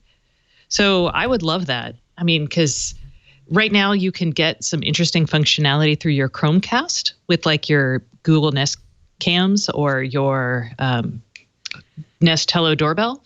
But like having kind of a screen you can just go to and see, I cannot wait. So Ars Technica says it's probably not coming in time for I/O. Well, so here's and I saw that Ron Amadio has a really Matthew. great walkthrough. Hey, don't shoot the messenger. You're a party pooper. Yeah, shoot Ron Amadio. He's the one that's saying that. It's his fault. It's a really great walkthrough. What I wonder is that maybe we will see it to some degree. Not that it would be released there, but maybe we will see it to some degree because apparently these smart displays and that platform relies on Android things. Android things, by the way, 2 years in on the developer preview, still has not had an official release. There's 8 sessions of Android things at Google I/O this year, which makes you wonder, okay, so are they focusing more on it because there will be a big major release? And if these are based on that, we already know they exist. They showed them off at CES. Like maybe this is the coming out party. We might get a date. Yeah. Yeah, or they'll show them. Yeah. Right. Yeah, totally. Let you play with them. Kevin and I are hopeful. I actually wanted to send Kevin to I/O just so he could attend these and try to figure out what the heck is happening. Part of it is probably tied up in the Nest reorg, is my hunch. Yeah. So Good point. Probably. That's a little messy and complicated for sure. He also Ron mentions a mid-range Pixel phone. That would be interesting. Well, and that's a rumor that we've been hearing is that there's potentially a mid-range Pixel. I just don't see I/O as the place where they do that. Like it seems like their hardware announcements from the smartphone side of things is usually left to near the end of the year, like October-ish time frame. Yeah. Maybe we hear about it. I really doubt that they would release anything then, but maybe we hear about those efforts. Yeah. Flutter SDK / Fuchsia, their kind of experimental operating system that we keep hearing about, little pieces of information over the course of the last couple of years. Everybody's scratching their head wondering, like, what is Fuchsia? Is this like the buildup of a replacement for Android or for Chrome OS? And apparently, it's what did I see? ART, Android Runtime. They've built Fuchsia with ART support, so that suggests Android app support on Fuchsia. So it's very confusing. I think this time last year we were also thinking we're going to hear about Fuchsia at Google I/O, and that didn't happen. So it's probably not going to happen this year either. We're probably a few years out on that. Are they trying to get off Linux, or they want to have their own? That's a good question. No one really knows, but they know this exists, and Google has, really. I mean, somebody installed it on a Pixelbook not too long ago, so it exists. It's just not 100%. I'll say this that so I'm talking to you right now on my tablet, which being an Android device works really well across lots of things. On Android on Chrome, still ain't there. Yeah. My Netflix and Showtime and that kind of stuff doesn't really work. Some other stuff doesn't really work. It's really rough. They do need, I hope, an integrated operating system across all possible platforms, and I'm guessing that's what they're trying to do. I'm just trying to start to explore that because I know how complex it is and how much retrofitting would be needed. Right. But what that frees up in the future to have a wall between platforms or to have this kludge. It's a clever kludge and they do a pretty good job with it, but it is far from fault-free. And this is kind of interesting. Flutter SDK is the app platform for Fuchsia. There are 6 sessions devoted to the Flutter SDK at Google I/O. And Flutter SDK, from what I understand, is more or less, it's obviously it's an SDK for developers, but it's really geared for writing something one time and having it appear on both Android and iOS. Probably doing a horrible job of describing that, but this idea of building one thing and having it, be compatible with multiple systems, including in this case the Fuchsia operating system. Ron Amadio in Ars Technica pointed out maybe this is laying the groundwork for a big transition that happens somewhere down the line, maybe 2020, 2021, and this is a really great way to get developers kind of working on that now, so that when that transition happens, there's support for it. But that's a lot of guessing. So we'll see what happens there. Did you see, someone in the chat room mentioned that someone at Google is working on a social gaming startup. Did you see that? Yes, absolutely. That's interesting. That actually seemed to drop shortly before Showtime. A gaming startup, and they're working on I don't know if it's the app or the division is called Arcade. I think it's the division called Arcade. Yeah. Led by Michael Saman, who actually began at Facebook as an intern at 17 years old. He's now 21 years old, So he's all grown up. Yeah. He moved on to Google, and he's working. Senior executive. Yes, exactly. Yeah. Working as part of Area 120, which is one of their experimental divisions on this like social gaming startup. Their initial app is a trivia app that's slated for this summer sometime. It seems like a natural way to go. I mean, I see, even things like Words with Friends. Lots of people are obsessed with games like that, playing them socially. It seems like a natural area particularly for Facebook, but also for Google. Mm-hmm. Yeah, I mean, we could go for another Farmville, a social gaming experience. Fortnite. Yeah. That's probably more like it. But yeah, that's cool. We also, let's see here, what else? Android Auto. There's some information in the rundown that shows that they're going to be showing off Android Auto and some sort of a new media experience in Android Auto. Who knows what that means? I hope we find out about Chat, which is the RCS universal profile powered kind of chat thing that we were talking about last week. Google killed? What did it kill last week? It killed something. Allo, Duo. Allo, yeah. It was Allo that died. It didn't actually kill it, right? But I mean, it's not going anywhere anymore. They took all the people working on it and redirected them to Chat. Yeah. Okay. So it still technically exists. I just have to know which of the 8 Google messaging things I can delete from my phone. Oh. Yes. Remember when Hangouts was going to be sunsetted and then all of a sudden it still wasn't? Yeah. I love Hangouts. I'm going to be so sad when that goes away. But is it going to go away or will it just continue but not be supported? I don't know. They will all continue and not be supported. That's just kind of the way it goes, apparently. Maybe looking at the schedule, it's going back to its roots. It's very developer. They've let some of us dumb outsiders into the past. This is purely for developers, which is good. Which is what it ought to be. I Google love Maps that. Stuff. I love the developer sessions. I think they're so rich in content, and I don't know. I love it. I hate when they get all normal for people. I'm like, you can just read in. Muggles. Who wants Muggles at I.O.? For anyone paying for the conference, I mean, what is the value proposition for someone to drop in and be, and sit through a product announcement? Like, it really doesn't make a whole lot of sense. They go there because they want to walk away with a leg up over everyone else that wasn't there, and that's why you go. They wouldn't drop in, Jason. They would hang out. Oh. Exactly. Drop in belongs to the Amazon ecosystem now. Dang, I'm getting my ecosystems confused. I apologize. And I don't know. Is there anything that you guys are hoping that you see at I.O. outside of this stuff? No. I'm like, I want the screen. I would like the update on Android things. I would like actually to see a little bit more on Weave, but that's just my IoT self speaking. Mm-hmm. But yeah. Yeah. We're hearing, gosh, I thought I muted you. We're hearing a couple of other things because Google, this is like the pre-I.O. Time period where Google's like, we got to get this out before I.O. so that we have something to refer to and be like, last week we told you about. We're getting those now, starting with Google, who's investing in early stage startups that are focused on integrating Assistant into the business. They're providing not only money, but support, early access to features, tools, Google Cloud Platform access, Google Marketing, and developers can sign up via a form if you're interested. They're targeting this at startups that are at a stage where this money actually makes a difference. So they're not looking to do this sort of a partnership with the really big companies out there.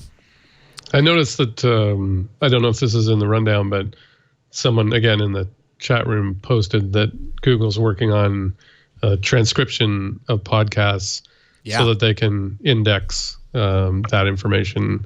That'd be hugely useful. Yeah, it's kind of... That'll be awesome, but sorry, as a podcast person who I get transcripts of my guest interviews, not the whole thing, I'm a little concerned because Google has that now. I mean, I guess it's good for indexing. Never mind. It's only a good thing. I won't be concerned. Why wouldn't it be good? Depending on how they use it, are they going to send it back to me? I really want, my ultimate goal as quote unquote a media company is to get people's email addresses so I know who's listening to me, who is reading my content. And the only way I can do that is to have people opt in. I mean, that's the only way I want to do it, is to have people opt in. But let's put it this way. If I was searching for Internet of Things stuff, Google was indexing your podcast would come up, and I would see it in my search, and I'd be like, that's interesting. I should go sign up for that and listen to it. Yes. And it is a good thing, because like I know, and this is why I started transcribing my guest interviews, is because a lot of stuff is said on the show that even news is broken on the show, but people don't realize it because they're so. Yeah. Yes. And I think if you don't, like, I don't have as much time to listen to podcasts because I don't drive and I never leave my room. And I just don't have a time where I've kind of carved out that I can listen to podcasts. And I would love to, like, the ones that do post transcriptions are hugely useful to me because I can skim them. Lots of them I go back to. That's the main way that I consume that type of content. So if it's not transcribed, I miss the whole thing, basically. I think you got to do podcasts on the boat, Matthew. I think the boat. In the kayak. Yeah, good point. Canoe casks. I could do that. But usually I'm just listening to the birds. Canoe cast for Canucks. Yeah. I should do a podcast in the kayak. I like the little rippling water in the background. Yeah. Very peaceful. A few loons. Do you have loons on the lake? Yeah. Oh, yeah. Of course they have loons. It's Canada. Yeah. They would be noisy interrupting a podcast, but it would be interesting. I really like the name CanoeCast for Canucks. There you go. As the title of your podcast. Trademark. So, probably the show that I've ever done. See if the domain's or you could do the Canuck or the Canuck Canoe Cast. Oh, there you go. CanoeCast. No, CanoeCast. Oh boy. Okay. So many good ideas. So many. Yeah, you just take your pick. And whatever you don't use is the title of today's show. Matthew apologized for going off topic, not knowing that's what we are here to do. Yes. Right. That's the MO. Another thing that we might be hearing, that we are hearing, and I'm sure it's ahead of I.O. for a reason, a big update launching for Google Maps API platform. Begins with a new name. Google Maps Platform is what it's now called. New features for businesses who are looking to embed maps into their products. The example that they give is like, your ride sharing companies that want to integrate turn by turn into their ride sharing apps. So Google's turn by turn, you don't have to switch between the Lyft app and Google Maps or whatever you're doing. Good for managing fleets, as it were. And there's Elon, put that on the Tesla, please. Yeah. Oh, yeah, right. I just got the update on the Tesla. It's smarter navigation. The voice is different. The navigation is slightly better, but still, I trust Google Nav way better. Yeah. Does the Tesla Nav do the smart kind of like traffic analysis and be like, yeah. It does. It has a tie-in with Waze, so it does do that now. Okay. That's nice. But right. I probably should upgrade from the 3G modem in mine. Oh, Mother's Day. There you go. I have this ongoing battle with a friend who claims that Google Maps is terrible and Waze is fantastic. But aren't they I agree with your friend, Matthew. But isn't Waze data incorporated into Google Maps? Like, don't they? It's actually reverse. It's more, Waze data is in Google's Map. It's Google Maps UI. I do not like nearly as well as Waze. Yeah, no, the UI is not as good. I agree. So then why are you defending Google Maps over Waze then? I'm just so used to it, I guess. I'm used to the crappy UI. And so you threw your friend under the bus. And now you're coming around and saying your friend's right. He can stand up for himself. That'll teach your friend. Yeah, I don't like him that much. You're Canadian. Apologize to him. Apologize.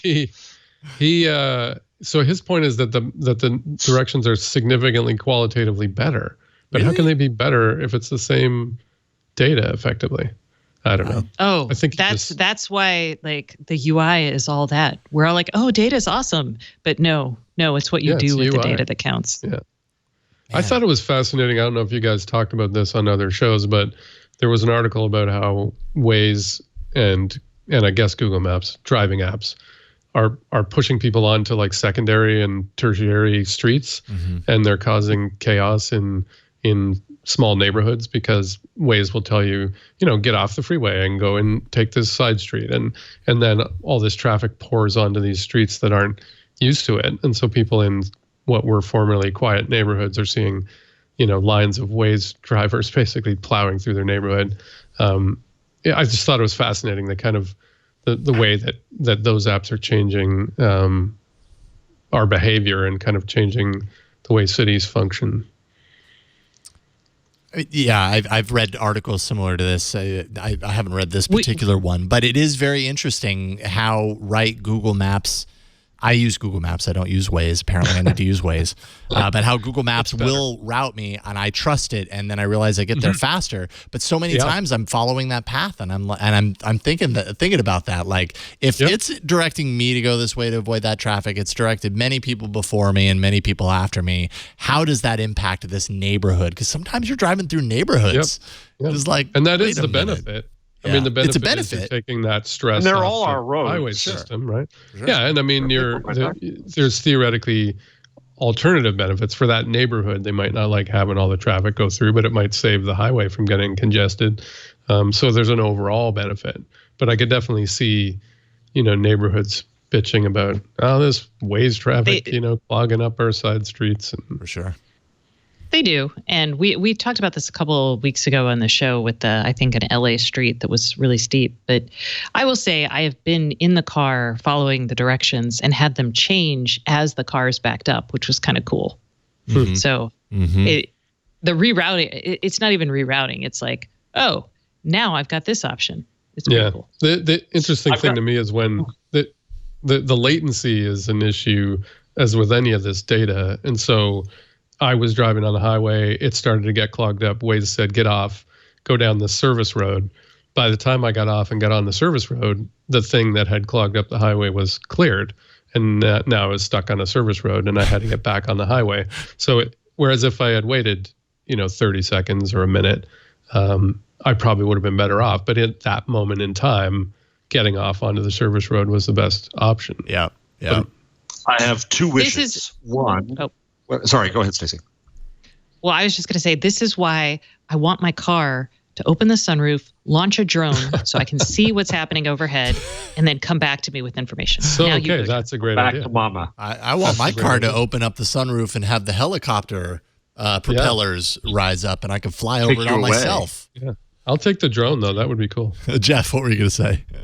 So I have two wishes. One is when I get in the car and Waze or Google Maps doesn't know which way I'm pointing, let me just say this way. I'm pointing this way, because then you start driving. Oh no, I thought you were going the other way, and you get around and around and around. That's so annoying. Yeah, it's got to be solvable. Second, Google Maps and walking really sucks.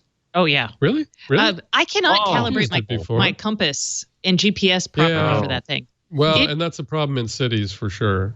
Because I do the figure eights till my arm falls off. Yeah. Now, Jeff, are you sure you don't want a third wish, and that's for the drone to go out and fly and tell you what's happening? I would take the drone for sure. Well, no, that's where Amazon comes in and wins. No, Amazon's not going to talk to my Google Gear. This is an important issue for me. Not. I think what the Amazon drone does is it comes over to your sunroof and delivers you a burrito while you're waiting. There's a good idea. Yeah. Or Amazon is going to give you a car for free if you just deliver 5 packages on the way to where you're going. I would do that. Or if you let strangers pick up their packages in your trunk. I would do that. Yeah, that's right. Yeah. The future's freaking cool. I love the future. I should ask anyone, because this isn't really for this show, but what the heck? Amazon Prime cost increase. We're all for it, or we're all still going to continue with Prime, right? I, for one, welcome my new master. Yeah, I'm a prisoner. Still cheap at twice the price. Actually, I saw an analysis somewhere. Somebody said that in order for Amazon to even break even on Prime, it would have to be $200 plus. Yeah. My little reminder that comes up it actually came up right before that announcement was made. It was like, by the way, you saved $300 and something on Prime. I'm like, oh, thanks, Amazon. I just kind of assumed with Prime, like, yes, I use it a lot and we all use it a lot, but I assumed it's kind of like the gift certificate approach, right? Like you pay for the Prime, but you don't really know throughout the course of the year what your usage actually adds up to. Right. So there's going to be a large percentage of people that pay more than what they would have used regardless, and it kind of helps make up for it. And they subsidize everybody else. Right. Yeah. Let's see here. Other Google news of note. That has nothing to do with I/O. I think we're out of the I/O section. We have one little tiny Okay. note was after we all dissed AR/VR earlier. Note that number one in I/O there's a whole session on immersive experiences. AR/VR are the future of the web. That they're still flying that flag, and they're investing in YouTube is investing in a bunch of VR content. Oh, yeah, so that's still right. these guys are all trying. Yeah, they're still trying. They 10 could know something we don't know. 10 multi-episode. multi-episode. Yeah. Yeah. SNL, Vanderpump Rules. I had Riles in there. That's wrong. Sci-Fi, Sci-Fi Wire. All partners at this point. 360-degree and 180-degree VR episodic content. So they have the two different cameras. They've got the jump system, which is the 17 cameras on a rig for that kind of immersive 360-degree thing. Then they've got the 180-degree VR for a locked down but three-dimensional VR shot that's relatively easy to make. And we're going to see a bunch of episodic content along those lines. And maybe we will watch it, maybe we won't. I don't know. Vanderpump Rules, I don't know if I've ever watched a single second of whatever that show is.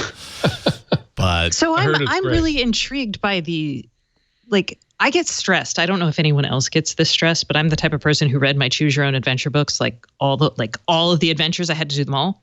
So 3D content freaks me out because I'm like, I have to look up. I have to look around. What's happening behind me? Yeah. Hold on. Yeah. There's no indication, and I think this will be really important for telling stories correctly in this medium, is indicating where a person should look. right. And we don't I think have those 180 context clues. It's going to solve that. So one of the things they said today was that basically VR now has a range of vision like this, where we tend to be more like about 200 degrees. Yeah. What if the experience, Stacey, was not that you ever had to look behind you, but instead that you had more of the field of view you actually have. You have a 180 at least. Mm-hmm. Would that be useful? Some of the concert stuff is 180 only. Yeah. And that would be useful, but okay. The first time I watched Alien with a surround sound system, and you know that you hear it coming up from behind you, you got to admit it would be awesome to look around and be like, oh crap. So that's just me. I feel like there actually are really cool storytelling possibilities if you give people the right clues to create that kind of immersive experience. That's true. Would it? But yes, truly. I also want for to do a everyday podcast. stuff.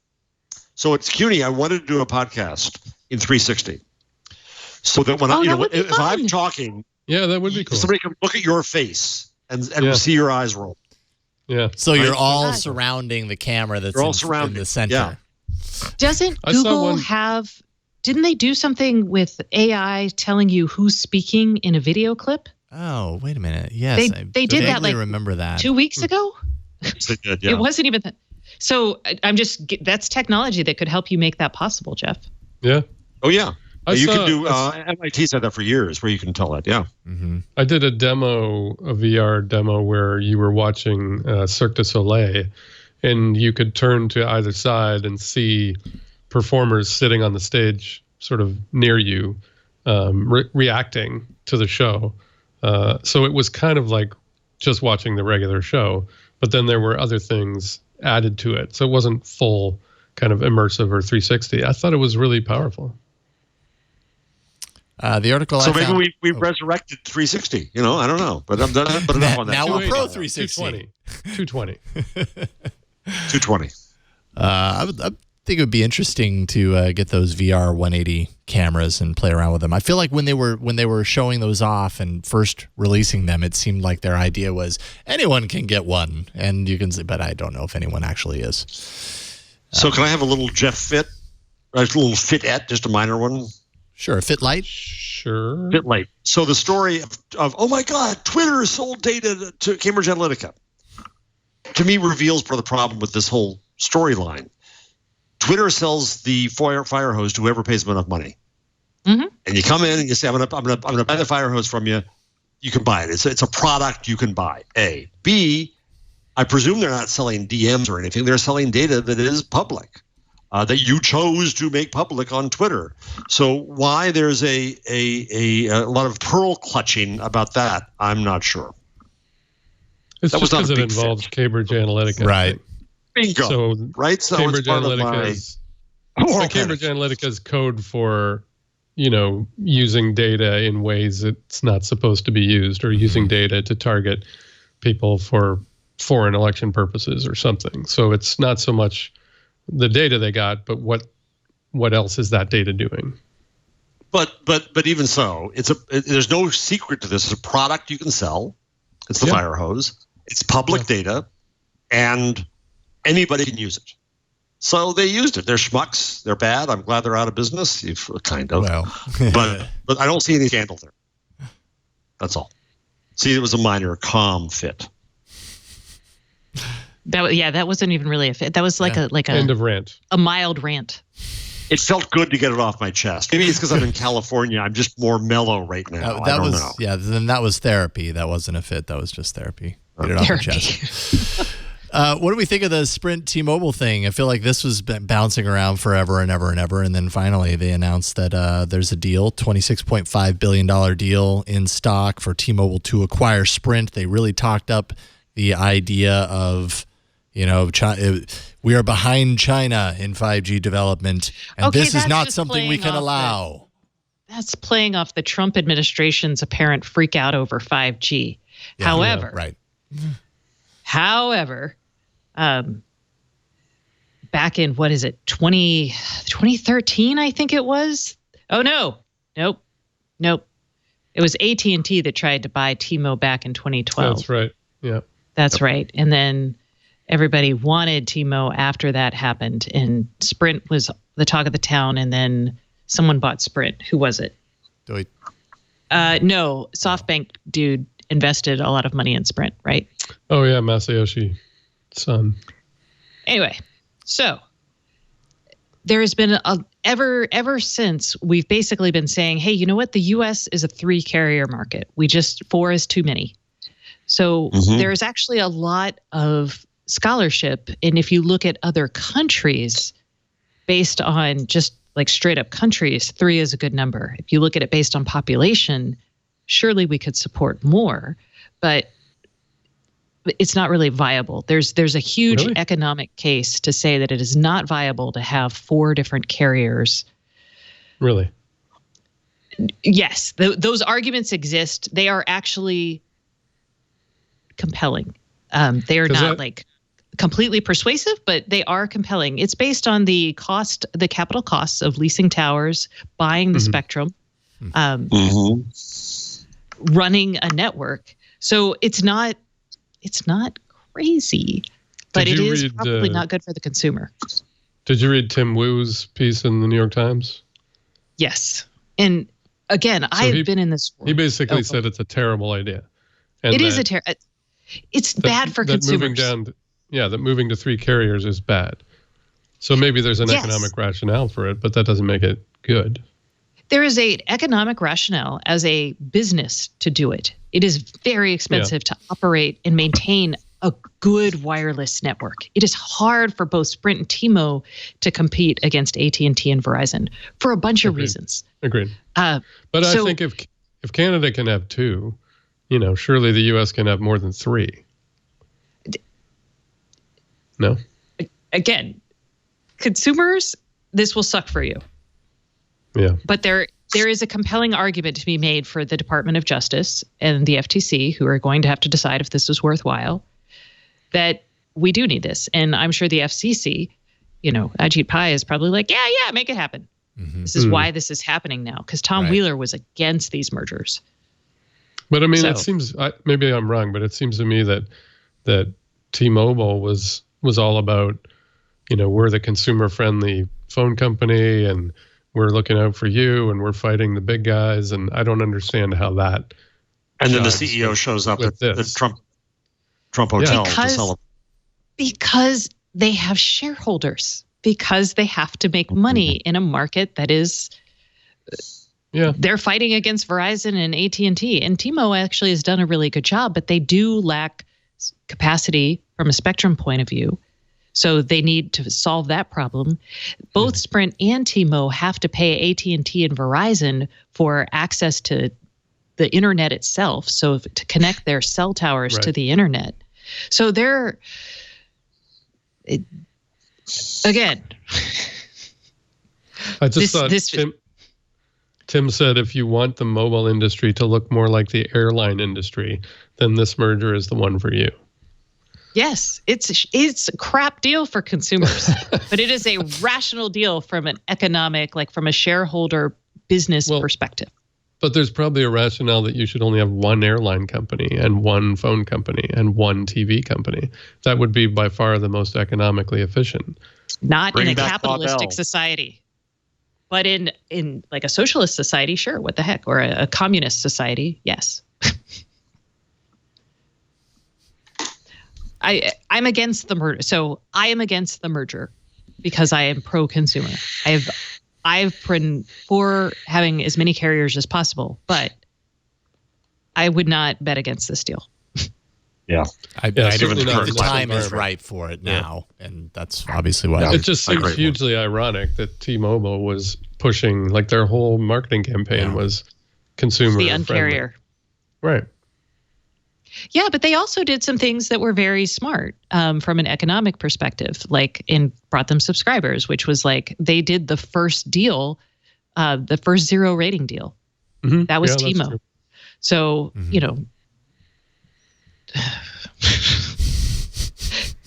they're not like some sort of crusader for like awesome broadband and competition in the telco industry. They are a business. But you could argue zero rating was actually consumer friendly. You can in the short term, yes. Mm-hmm. Not competition friendly. Well, to consumers, short term's good enough, I think, for a lot of people. Like, well, yes, you get stuff for free. Yeah. And that gets us into all kinds of fun places. It does. I should note that CanuckCanoeCast.com is available. So. CanuckCanoeCast, I love it. Well, then I think you obviously have to get it. You have to Somebody buy it else right is going to now. get it now that you mentioned it. I have to register it. Yes. Canuck Canoe is just fun to say, too. It is. I know. Oh, wait. Oh, here we go. Ready? Segue. CanuckCanoeCast.app. .app, yeah, good. Oh, nice, very nice. Okay, now, for a second I was okay. Yes, You guys were I'm all there. like, I'm there. No, No, I'm with you. So Google paid $25 million for exclusive rights to the .app domain 3 years ago. Now Google is going to require HTTPS for all .app sites, which is basically making those domains, the .app domains, available now through May 7th via an early access program, and then opening it up to everyone May 8th to go on sale to the general public. So, does anyone here have access to early access programs so we can nail down CanuckCanoe.app? I do, actually. Canuck Canoe app casts. CanuckCanoeCast.app. I'm not 100% sure what domain we're supposed to be getting, but yeah, I think we get them all. This is very important. Yeah, anything with Canuck and Canoe and cast. Any combination. There you go. Any combo of Canuck Canoe casts. Yeah. So Kevin has bought some, but apparently we ran into a domain, a pending trademark claim on one of them. So I know. But that's okay. We do what we can. It sort of feels a little. Do you remember .mobi domains? Do you remember, yeah. Yeah, that. I don't know. Was that? Why was that? I'm trying to remember. What was that? It seemed to be mostly marketing. Well, but the TLDs, there's been a couple that have actually. Is that top level domain? Yes. There's been a couple that have been sort of worthwhile. Like what? Well, hold on. Let me ask Andrew. Andrew. There was XXX too, I think. Yeah, you have an expert. I do. Only successful TLDs. Talk amongst yourself. .mobi was for those. Well, okay. The Wikipedia says, anyways, indicating it was used for mobile devices for accessing internet resources via the mobile web. It was like the follow-up to WAP. Domain That's approved. when we had a mobile yeah. web instead of just Right. the web. Right. Exactly. 2005 Special was when that mobile was pages. approved. Yeah. So it would fit on your Palm Pilot or in your handspring and your. Oh, Oh, Moby. Not the electronic musician Moby. I think Different Moby actually sued. Yeah, there was a trademark dispute. Yeah, probably so. That sounds like something Moby would do. But he's with a Y. Yeah, I know, but but it sounds the same. does sound the same. And What if also, you had .mobi with a Y, but it was all just easy listening sort of trance music. So every website. if you're a trans DJ, this is the perfect domain for you. Requiring HTTPS to be built in, that's kind of cool. That falls in line with Google's also making this transition with Google Chrome browser. I think that happens in July, where if you visit a website that doesn't have the HTTPS built in, that you're going to get a warning. So be forewarned that'll happen. Obviously, if they're launching these domains, they would make it compatible with that, so that doesn't happen on those domains, I'm guessing. So here, the only top level domain name success that my husband apparently has seen is .ai, and that was an accident. So That was an accident. and that started out as a country code, or that was a country code, but Okay. which is why he's calling it accidental. For what country? Oh, what is .ai? Was it the Someone in Aleut the- Islands? Aleutian They're Islands, I don't know. That'd be my guess. .tv had its moment. Anguilla? Anguilla? Oh, it's Anguilla. Anguilla. Anguilla. Yeah, it was Tuvalu that was TV. Tuvalu, yeah. Tuvalu. Yeah, they sold off the rights to the domain to raise money because they basically have no economy, and they're sinking into the ocean. I thought that was fascinating. And then Libya had a big resurgence with .ly because everybody wanted Bitly's, yeah. Bitly and Musically and Oh yeah. All the other good for leads. Libya. Yeah. Good for I them. always remember fondly every time I had to go to Delicious, I had to think for 5 minutes. Yeah. Del Well, that's how when I'm Isio. typing Will I Am's name. Yeah. Yeah. Del Isios. Well, and I There's think Matt three different- Mullenweg, he's got ma.tt, but I forget what TT is the domain for. And why Some would country. that be good? See, unfortunately, Matthew, you couldn't use that. No, I couldn't Oh, that's true. because I don't have two. Did your Yeah, parents Matthew- do that so that no one would call you Matt? That was the theory. Yes. My mother loves the name Matthew, but hates the name Matt. And so I explained to her later that you can't actually say the name Matthew so that it only has one T. So as soon as you say it, people start calling you Matt. But she actually, at one point when I was in high school, people would call and say, "Is Matt there?" And she would say, "No one by that name lives here." And then she would hang up. Wow, are you sure that just wasn't some sort of passive aggressive thing against your friends? Oh, this Yeah, it explains could have been so that much. too. Could have been So that too. much. Oh, I here's admire my. her for sticking to it. Yeah, I was gonna say that's admirable, right? I'll make an offer to Carson you doesn't guys. agree. Hey, My husband is volunteering to come up and talk about top level domains and .app if you would like a domain name expert on this. However, Oh, yes. really? I mean, right now. Do we have to However, pay 'em? Come on up. There we go. His now wife, you guys his can wife is hungry and doesn't want to talk too long. Yeah. Oh, well, that's what I'm like. I'm like, I'll go down and get a snack. Yes, this is only if you guys actually want this, and he's coming up. So now you're we're locked in. ask all of your questions, man. Okay, and while we wait, All right. What else? Final things before we get the TLDR or the top level domain primer. I think you did a good job, boss. I think you went through all the good stuff. You got it. let's see. Do we dive into tips and all that kind of stuff with the time that we have? Oh, yeah. You You think know of what? that. I'm going to make my husband my tip since I didn't bring a Hey, really. there you go. There you Mine go. was kind of lazy. So All right. That's a good idea. I'll go and he'll be That's your like tip. that's like when you're in your kindergarten and you bring your mom for show and tell. That's right. and show Exactly. her. Yes. Mom, This is go. bring my husband to work day. Right. Do you think, I don't know if this is an IO question, but do you think that we're going to see that Google's going to straighten out the whole sort of music service, YouTube, I don't know. Red I think Play thing? I think that's a big question mark because we're hearing these rumors and everything. I mean, if you were following what Ron Amadio wrote in his article, no, they probably aren't going to mention very much about that, if at all. But yeah, I don't know. I feel like if there's any mention of kind of a podcast strategy, like you were talking, that involves Play Music potentially. We're hearing a lot about, they're making public comments about the kind of future of YouTube as a music platform. Maybe this is all happening right now because they're preparing for some sort of an announcement. But I would certainly. They need to fix it. Yeah. Right? They need to straighten it out for sure. Yeah, Okay. absolutely. All right, so Jeff, you want to do your number? Oh wait, I was my trying to dude's look here. up- Oh, wait a minute. He's trying to. He's okay, trying he's to here. leave. So Okay. my dude, the formal Your dude. formal title. All right, My I'm going to dude. pass the stuff to him. Okay. We're passing the stuff to Stacey's dude right now. So everybody stand by while the stuff is passed. Stand by. Do not adjust your set. All right, I'm here.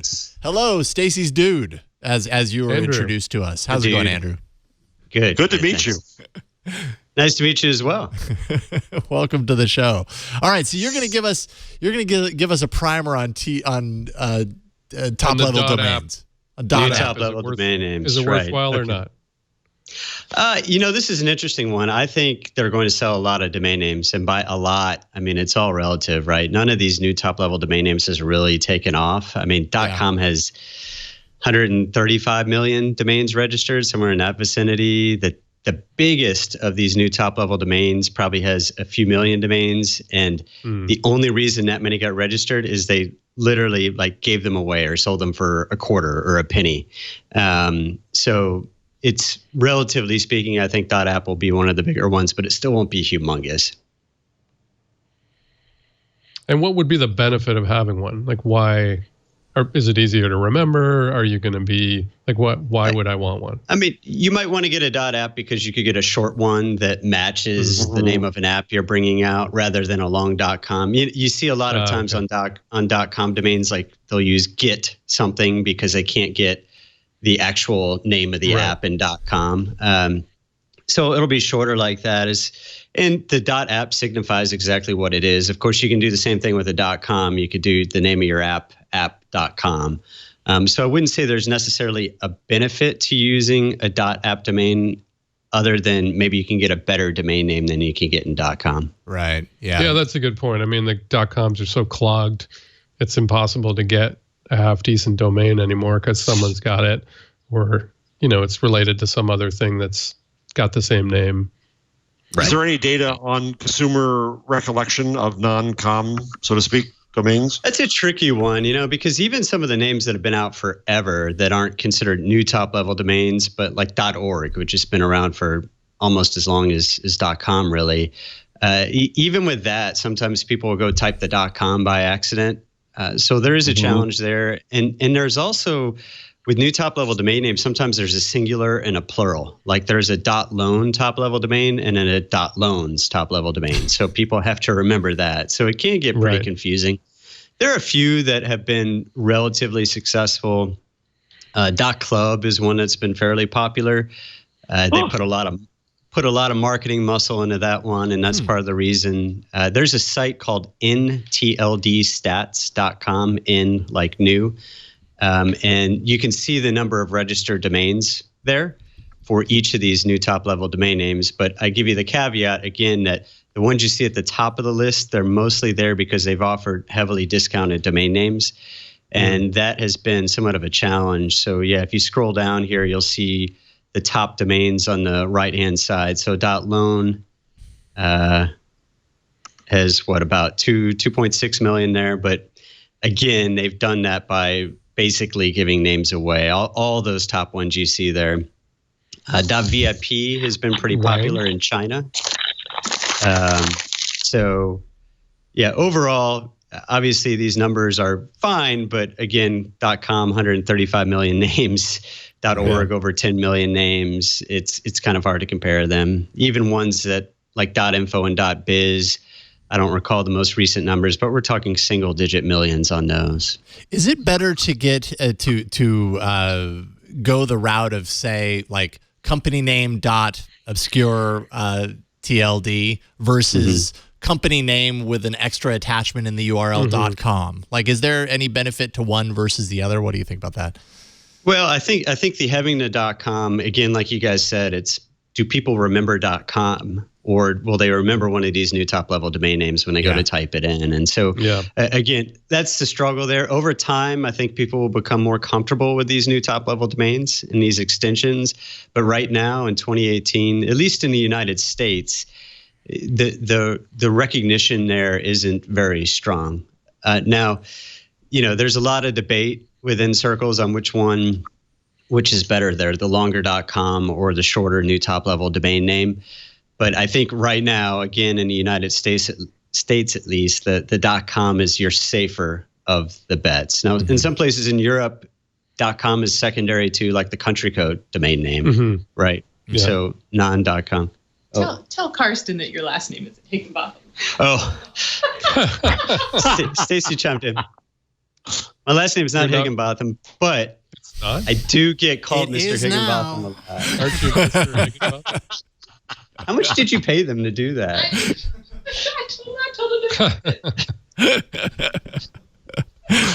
So my last name is Alleman, Allemann.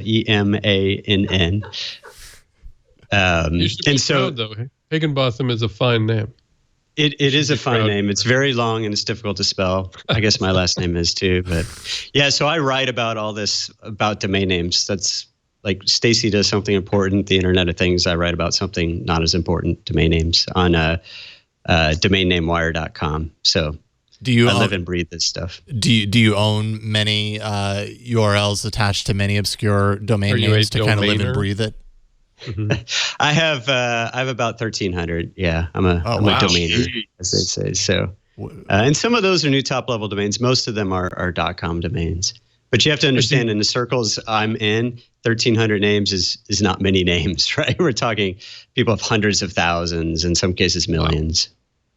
So I stupidly let a 4-letter domain go. How much would that be worth now? 4 letters. What was it? It really depends on the letters. Probably low single-digit thousands. It's the 3-letter domains where you start talking at least 10 to 15,000, oftentimes much more. 2-letter domains, at least $500,000, and then there are a few 1-letter domains out there, and those are in the millions. So we're talking about .com here. Yeah. Dang. Mathew, it was one of the names we tried for day life back in the day, and it was What the World Knows, so WTWK.com, but we didn't take that one.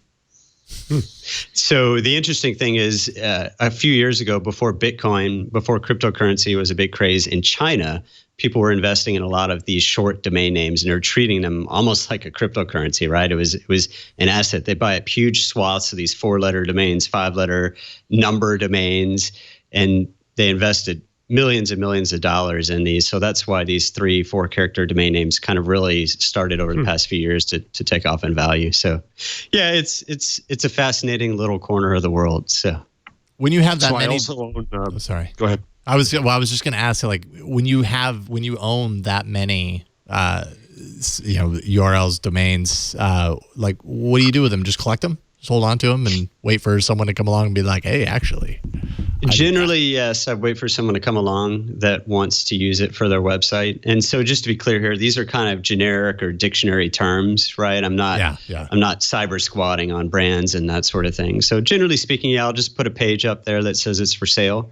And if someone comes along and they like it, they make an offer. And if we can strike a bargain, then we do a deal. Nice.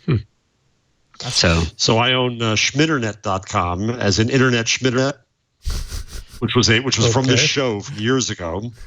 And see, if I try to stop Karsten from having to put this, I own shitwidget.com. I can't even remember why. Why not? Why not? That's the answer to a lot of domain name registrations. Exactly. Right? Yeah. Although it has widget in it, which means it's already dated. Yeah. Right. Widget Right. is the thing of the past at this point. That's true. Yeah, I've owned my share of domain names that were once popular terms that no longer are. So, Yeah. Well, yeah, and at what point do you kind of pull the trigger and be like, this is no longer needed by anybody. I can let go of this. Right. Exactly. Not an easy decision to make. Any other questions? I think that's. Thank you. Thank you. Yeah. That's good to meet Yeah, you. you bet. I'll pass it off to. I'll pass it off to Stacey. Let us apologize for holding your wife too late on these afternoons and delaying dinner. That's okay. So the two of you go out to dinner. We apologize, but Stacey too wonderful, so we hold on to her. Awesome. And you can leave the Alleman up for her. You can do Stacey Alleman now if you want, just to even things out. Thank you, Andrew. Right. See you guys.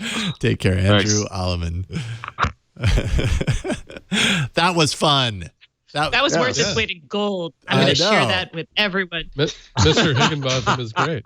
And I think the tool or the tip is ntldstats.com, a site I never knew existed, and it's very interesting to look at. I didn't realize Wang was in the top 10. Yeah. Number 8. Number 8, down 440 somethings. Yeah. From what it says there. Cool stuff. Jeff, what is your number? Okay. Oh, jeez. So I was going to do the fact that a quarter of all Taco Bell orders had nacho fries in them, but I'm not going to do that out of respect for Stacey. But I am going to say that there's a one of those kind of GIF fights that's going to drive us nuts for years. A Bruin, thanks to BuzzFeed, which is what they do well. Oh yeah, IMHO. IMHO. What does the H stand for? Before we do anything, a poll. Each of you say that the H stands for. I agree with you, Matthew. Humble. Yeah, humble. And anybody who's over 25 knows that it's humble. Wait, what's it supposed to be? 35. Well, says it's honest. Honest. Over 50% of people think it's honest. According to their unscientific Twitter poll, but that's very disturbing. It's crazy. It's crazy. It is. Yeah. Okay. Yeah, that's weird. I mean, acronyms are hard. I had someone who their mom thought LOL meant lots of love, and so they would put LOL at the end of after a sad message in a text, they would put LOL because they thought it meant lots of love until their child said, "It sounds like you're laughing at me, but no, I thought it was lots of love." I mean, it is hard if you don't know what things stand for, but it's obviously humble. It's humble, and they're wrong. Everyone knows that. Yes. In our humble opinion. Yes, exactly. Mathew, what you got? What do I got? I was interested in something that this isn't a tip or a trick or anything, but I was interested in something that was in the lineup we didn't get to, which was Snap. Oh, yeah. Has gotten snapped. Their stock tanked. Results not great. Lots of people don't like the redesign. I just thought it was fascinating that, for a long time they were the bomb and they were going up and to the right at a huge rate. Their MAU and DAU numbers are not great. Might be the redesign, maybe. Anyway, I thought it was interesting that it's something that I watch from afar. Like I don't use it a lot, but my kids do, and I find it fascinating as a company. So it'd be interesting to see if they can kind of get back to being a superstar again. Or now your kids are using Snap. Have they been lured? Have they been interested in kind of heading over to Instagram, which seems to be the kind of biggest direct? So and I think certainly when Instagram launched Stories, that I think sucked a huge amount of oxygen out of Snap, because that was one of the main things that certainly my kids, who are in their 20s, that's almost all they did. And they certainly didn't really look at any of the other Snap stuff like Discover. I don't think most of them even knew what it was for or why they would care that CNN or Time put something up on Snap. Right. It was all about the stories. And so Instagram's also much more social. So Snap is very, private, which is good. But if you're interested in the social aspect at all, then Instagram is much better for that. So I noticed a lot of uptake sort of in Instagram stories. Interesting. Yeah, it's very I'm not a Snapchat user, but I feel like the dialogue around Snapchat has been all over the map, but just in the last couple of years, like you were saying.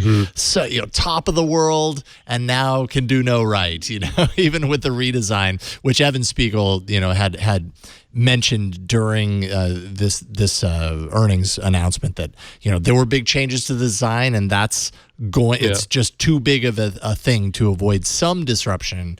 I guess the question is that really the entirety of the disruption? Is that the entire reason why, or they're dealing with a number of different forces? Spectacles too going to help? Probably not. But spectacles, I don't know. Yeah. I never saw that as being much more than a marketing thing. It doesn't. Yeah, and it's interesting that they're doing it, and they call themselves a camera company. It feels like they need like a second act kind of. They need something to move on to, because lots of people use it and they think it's great, but some of them are moving away. So there's got to be something to kind of juice things up again. When your stock drops, I think Chrissy Teigen dissed Snap and the stock dropped like 20% or something, like billions of dollars in market value. Wow. When that happens, you got to branch out a little bit maybe. Yeah. Wait, didn't they piss off Rihanna too?